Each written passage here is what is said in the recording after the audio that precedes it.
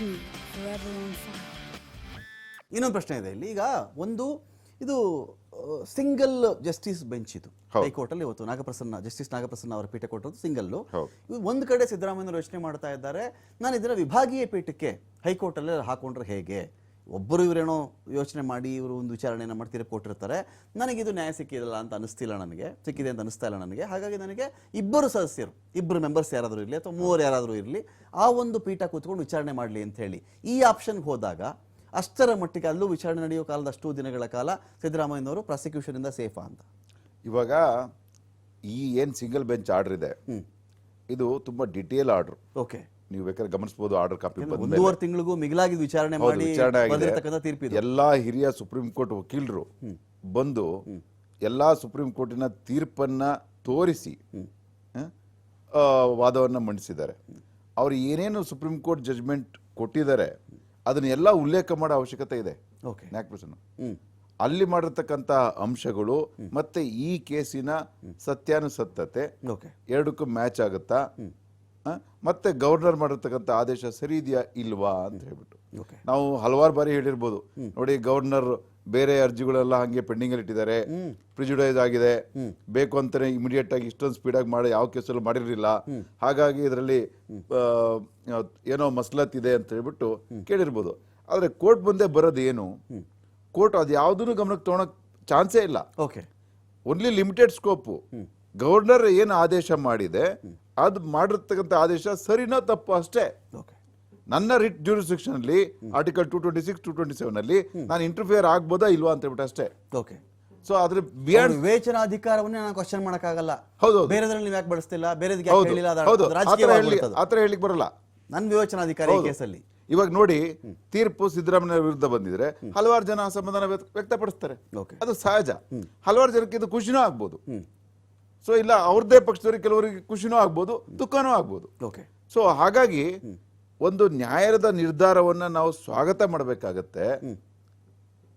ಮತ್ತು ಯಾರೇ agreed party ಇರಲಿ, ಅದರ ನೊಂದಂತವ್ರು ಸಿದ್ದರಾಮಯ್ಯ ಅದನ್ನ ಡಿವಿಷನ್ ಬೆಂಚ್ಗೆ ಹೋಗ್ಲಿಕ್ಕೆ, ಅಪೀಲ್ ಹೋಗ್ಲಿಕ್ಕೆ ಸಾಧ್ಯತೆ ಇದೆ. ಅದನ್ನ ತಿರಸ್ಕರಿಸುವುದು, ಪುರಸ್ಕರಿಸುವುದು ಅಗೇನು ಹೌದು ಕೋರ್ಟ್ಗೆ ಬಿಟ್ಟಂತ ವಿಚಾರ.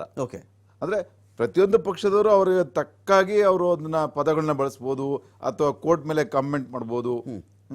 ಆದ್ರೆ ನಾವು ಇಲ್ಲಿ ನ್ಯಾಯಾಲಯ ಅಂದ ತಕ್ಷಣ ಯಾವುದೇ ಪಕ್ಷ ಬರೋದಿಲ್ಲ, ಯಾವುದೇ ಪಾರ್ಟಿ ಆಗಲಿ, ಯಾವುದೇ ಲೀಡ್ರು ಆಗಲಿ, ಇದು ಯಾವುದೂ ಕೂಡ ಲೆಕ್ಕಕ್ಕೆ ಬರೋದಿಲ್ಲ. ಬರೋದು ಕಾನೂನು ಅಷ್ಟೇ. ಕಾನೂನು ಬದ್ಧವಾಗಿದೆಯಾ ಇಲ್ವಾ ಅಂತ ಹೇಳ್ಬಿಟ್ಟು. ಸೊ ಹಾಗಾಗಿ ಮುಂದಿನ ನಡೆ ಮಾನ್ಯ ವಿಭಾಗೀಯ ಪೀಠಕ್ಕೂ ಹೋಗ್ಬೋದು. ಬಟ್ ಇದೇ ಕೇವಿಯಟ್ಟು, ಅಬ್ರಹಾಂ ಅವರ ಇದೇ ಕೇವಿಯಟ್ಟು ವಿಭಾಗೀಯ ಪೀಠಕ್ಕೆ ಹೋದ್ರೂ ಕೂಡ ಅನ್ವಯ ಆಗುತ್ತಾ? ಹೌದು. ಅಂದ್ರೆ ವಿಭಾಗೀಯ ಪೀಠದಲ್ಲಿ ಸಪರೇಟ್ ಹಾಕಿರ್ಬೇಕು, ಅವರು ಸಪರೇಟ್ ಆಗಿ ಹಾಕೊಂಡಿರ್ಬೇಕು. ಹೌದು, ಸುಪ್ರೀಂ ಕೋರ್ಟ್ ಹಾಕಿದ್ದೀನಿ ಅದನ್ನ ಅಪ್ಲೈ ಮಾಡ್ಕೊಂಡ್ಬಿಡಿ ಇಲ್ಲಿ ಅಂದ್ರೆ ಆಗಲ್ಲ. ಇಲ್ಲೊಂದು ಸಪರೇಟ್ ಆಗಿ ಕೇಳಿರ್ಬೇಕು. ಹೌದು, ಹಾಕಿರ್ತಾರೆ ನನ್ನ ಪ್ರಕಾರ. ಅಷ್ಟೊಂದು ನೆಗ್ಲೆಕ್ಟ್ ಮಾಡಲ್ಲ ಅಂತ ಅನ್ಕೋತೀನಿ. ಇಷ್ಟೊಂದು ಸೆನ್ಸಿಟಿವ್ ಕೇಸ್ ನೀವೇನು ನಿರ್ಧಾರ ತಗೊಳಕ್ ಮುಂಚೆ ನನ್ನ ಕೇಳಿ ಮಾನ್ಯ ವಿಭಾಗೀಯ ಪೀಠದಲ್ಲೂ ಹಾಕಿರ್ತಾರೆ, ಸುಪ್ರೀಂ ಕೋರ್ಟ್ ಅಲ್ಲಿ ಹಾಕಿದ್ದಾರೆ ಅಂತ ಬಿಟ್ಟು ಕೇಳ್ಪಟ್ಟೆ. ಸೊ ಕೇವೆಟ್ ಹಾಕಿದೀನಿ ಅಂದ್ರೆ ನನ್ನ ಕೇಳ್ಬಿಟ್ಟು ನೀವು ಆರ್ಡರ್ ಮಾಡಿ ಅಂತ ಹೇಳ್ಬಿಟ್ಟು. ಸೊ ನಾರ್ಮಲಿ ಕೇಳ್ಬಿಟ್ಟು ಅಂತ ಹೇಳಿದ್ರೆ ಅಲ್ಲೂ ಕೂಡ ಇದೇ ಸಿದ್ದರಾಮಯ್ಯನವರ ಕಡೆಯಿಂದ ಒಂದು ವಾದ, ಇವಾಗ ಒಂದು ಅಪೀಲ್ ಹಾಕಿದ ತಕ್ಷಣ ನಾರ್ಮಲಿ ನೋಟಿಸ್ ಹೋಗುತ್ತೆ, ಎರಡದು ಹಿಯರ್ ಮಾಡಬೇಕು, ಅದಕ್ಕೆ ನಾರ್ಮಲ್ ಟೈಮ್ ತಗೊಳುತ್ತೆ.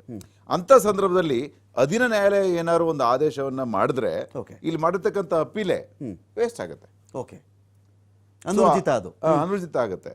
ಹಾಗಾಗಿ ನಾರ್ಮಲಿ ಏನ್ ಮಾಡ್ತಾರೆ, ಒಂದು ಅಪೀಲ್ ಜೊತೆಗೆ ಒಂದು ಇಂಟರ್ಲೋಕೇಟರಿ ಅಪ್ಲಿಕೇಶನ್ ಹಾಕುತ್ತಾರೆ. ಏನಂತ, ಇಲ್ಲಿ ಅಪೀಲ್ ತೀರ್ಮಾನ ಆಗುವವರೆಗೂ ಮಾನ್ಯ ಅಧೀನ ನ್ಯಾಯಾಲಯಕ್ಕೆ ಡೈರೆಕ್ಷನ್ ಕೊಡಿ, ಯಾವುದೇ ಆದೇಶವನ್ನ ಮಾಡಬಾರ್ದು ಈ ಅಪೀಲ್ ಡಿಸ್ಪೋಸ್ ಆಗುವವರೆಗೂ ಅಂತ. ಸೊ ಅದ್ರ ಮೇಲೆ ದೂರದಾರರ ವಾದವನ್ನ ಆಲಿಸಬೇಕಾಗತ್ತೆ, ಯಾರು ಮಾನ್ಯ ವಿಭಾಗೀಯ ಪೀಠ ಆಗ್ಲಿ, ಸುಪ್ರೀಂ ಕೋರ್ಟ್ ಆಗ್ಲಿ. ಸೊ ಇನ್ ಕೇಸ್ ಏನಾದ್ರು ಸ್ಟೇ ಮಾಡ್ತು ಅಂದ್ರೆ ಮತ್ತೆ ಅಧೀನ ನ್ಯಾಯಾಲಯ ಮುಂದೂಡುತ್ತೆ ದಿನಾಂಕವನ್ನ, ಮತ್ತೆ ವಿಭಾಗೀಯ ಪೀಠದ ಆದೇಶ ಬರೋವರೆಗೂ ಅವ್ರು ಕಾಯ್ಬೇಕಾಗತ್ತೆ. ಸೊ ಇವಾಗ ಹಾಕೋದು guarantee either before Supreme Court or before the division bench of Karnataka. ಇವಾಗ ತಿಳಿದಿರೋ ಪಟ್ಟಿಗೆ ಅವರು ಕರ್ನಾಟಕ ವಿಭಾಗೀಯ ಪೀಠಕ್ಕೆ ಅವರು ಅಪೀಲ್ ಹೋಗ್ತಾರೆ ಅಂತ ಹೇಳ್ಬಿಟ್ಟು ಏನೋ ಕೇಳ್ತಾರೆ. ಈಗ ಅಡ್ವೊಕೇಟ್ ಜನರಲ್ ಶಶಿಕಿರಣ್ ಶೆಟ್ಟಿ ಅವರು ಕೂಡ ಒಂದ್ ಕಡೆ ಇಲ್ಲಿ ಸಿದ್ದರಾಮಯ್ಯ ಅವರ ಮನೆಗೆ ಬರ್ತಾ ಇದ್ದಾರೆ, ಅಲ್ಲಿ ಕಪಿಲ್ ಸಿಬಲ್ ಅವರೊಂದಿಗೂ ಮಾತಾಡ್ತಾ ಇದ್ದಾರೆ, ಅಭಿಷೇಕ್ ಮನು ಸಿಂಘ್ವಿ ಅವರೊಂದಿಗೂ ಮಾತಾಡ್ತಾ ಇದ್ದಾರೆ. ಏಕಕಾಲದಲ್ಲಿ ಸುಪ್ರೀಂ ಕೋರ್ಟ್ ಅಲ್ಲಿ ಒಂದು ಬೆಳವಣಿಗೆ, ಹೈಕೋರ್ಟ್ ವಿಭಾಗೀಯ ಪೀಠಕ್ಕೂ ಒಂದು ಬೆಳವಣಿಗೆ ಮಾಡಕ್ ಸಾಧ್ಯ ಇಲ್ಲ. ಆ ತರ ಅಂದ್ರೆ ಅವರು ಇರ್ತಕ್ಕಂಥ ಆಪ್ಷನ್ಸ್ ಬಗ್ಗೆ ಈಗ ಚರ್ಚೆ ಮಾಡ್ಕೊಳ್ತಾ ಇದ್ದಾರೆ, ಅವಕಾಶಗಳು. ಇವಾಗ ನೋಡಿ, ಸುಪ್ರೀಂ ಕೋರ್ಟಲ್ಲಿ ಸುಪ್ರೀಂ ಕೋರ್ಟ್ ಆಫ್ ಇಂಡಿಯಾ ಎಲ್ಲ ರಾಜ್ಯದಲ್ಲೂ ತುಂಬ ಎಮರ್ಜೆನ್ಸಿ ಮ್ಯಾಟರ್ಸ್ ಇರುತ್ತೆ. ಓಕೆ. ನೀವು ಎಷ್ಟೇ ಎಮರ್ಜೆನ್ಸಿ ಮ್ಯಾಟರ್ ಇದ್ರೆ ಅಲ್ಲಿ ಫೈಲ್ ಮಾಡಿ to bring the matter before the board is not a easy. ಅಷ್ಟು ಸುಲಭ ಅಲ್ಲ ಅದು. ಹೌದು. ಸೊ ಅಷ್ಟೇನು ಅರ್ಜೆನ್ಸಿ ಇದೆ. What is the urgency? ನಿಮಗೆ ನಾನು ಹಿಯರಿಂಗ್ ತಗೋಬೇಕು ಅಂತಂದ್ರೆ ಹಲವಾರು ಕೇಸ್ಗಳು ಸುಪ್ರೀಂ ಕೋರ್ಟಲ್ಲಿ ಪೆಂಡಿಂಗ್ ಇದೆ ಹಲವಾರು ವರ್ಷಗಳಿಂದ. ತುಂಬಾ ಎಮರ್ಜೆನ್ಸಿ ಇರ್ತಕ್ಕಂಥದ್ದು. ಇಲ್ಲೇನೋ ಆರೋಪ ಬಂದಿದೆಯಂತೆ, ಸ್ಯಾಂಕ್ಷನ್ ಕೇಳಿದರೆ ಅದನ್ನು ಚಾಲೆಂಜ್ ಮಾಡ್ತಿದ್ದಾರೆ. ತನಿಖೆ ಆಗಲಿ ಬಿಡಲಿ, ಇದರಲ್ಲೇ ನಾವು ಇವತ್ತೇ ತಗೊಂಡು ಆದೇಶ ಮಾಡೋ ಅಂತ ಏನು ಅರ್ಜೆಂಟ್ ಏನಿಲ್ಲ. ಕರೆಕ್ಟ್. ಸೊ ಈ ಥರ ಎಕ್ಸ್ಪ್ರೆಸ್ ಮಾಡೋ ಚಾನ್ಸಸ್ ಇರುತ್ತೆ. ಹಾಗಾಗಿ ಸುಪ್ರೀಂ ಕೋರ್ಟಿಗೆ ಹೋಗಿ ಚಾನ್ಸ್ ತೊಗೊಳಕ್ಕಿಂತ ಇಲ್ಲಿ ವಿಭಾಗೀಯ ಪೀಠದಲ್ಲಿ ಅಪೀಲ್ ಹಾಕ್ಲಿಕ್ಕೂ ಈಸಿ ಇರ್ತದೆ. ಯಾಕಂದ್ರೆ ಇಲ್ಲಿನ ವಕೀಲರೇ ಎಲ್ಲ ಆರ್ಗ್ಯುಮೆಂಟ್ ಎಲ್ಲ ರಿಟರ್ನ್ ಆರ್ಗ್ಯುಮೆಂಟ್ ಆಗಲಿ ಸಿನಾಪ್ಸಿಸ್ ಆಗಲಿ ಎಲ್ಲ ಡಾಕ್ಯುಮೆಂಟ್ಸ್ ಎಲ್ಲ ಇಲ್ಲೇ ಇರುತ್ತೆ. ಹಾಗಾಗಿ ಇಲ್ಲೇ ಅಪೀಲ್ ಫೈಲ್ ಮಾಡಲಿಕ್ಕೂ ಈಸಿ ಆಗ್ತದೆ. ಮತ್ತೆ ಇಲ್ಲಿನ ಒಂದು ರಾಜ್ಯದ ಹೈಕೋರ್ಟ್ಗೂ ಅಷ್ಟೇ ಪ್ರೆಸರ್ ಇರುತ್ತೆ, ಆದರೆ ಸುಪ್ರೀಂ ಕೋರ್ಟ್ನಷ್ಟು ಇರಲ್ಲ. ಮತ್ತೆ ಇಲ್ಲಿ ರಿಕ್ವೆಸ್ಟ್ ಮಾಡ್ಬೋದು ಡಿವಿಷನ್ ಬೆಂಚ್ಗೆ, ಏನಂತ ನಮ್ಮ ಮ್ಯಾಟರ್ ಸ್ವಲ್ಪ ಅರ್ಜೆನ್ಸಿ ಇದೆ, it's A state matter, it's A CM matter, ಹಾಗಾಗಿ ದಯವಿಟ್ಟು ನೀವು ಇವತ್ತೇ ತಗೊಳ್ಳಿ ಅಂತ ಹೇಳ್ಬಿಟ್ಟು ರಿಕ್ವೆಸ್ಟ್ ಕೂಡ ಮಾಡ್ಬೋದು. ಓಕೆ. ಸೊ ಹಾಗಾಗಿ ಇಲ್ಲಿ ಎಕ್ಸ್ಪೀಡಿಯೇಟ್ ಮಾಡೋದ್ರಿಂದ ವಿಭಾಗೀಯ ಪೀಠ ಕರ್ನಾಟಕದಲ್ಲಿ ಅದನ್ನು ಹಾಕೋ ಸಾಧ್ಯತೆಗಳು ನನ್ನ ಪ್ರಕಾರ ಜಾಸ್ತಿ ಇದೆ ಅಂತ ಹೇಳ್ತೀನಿ.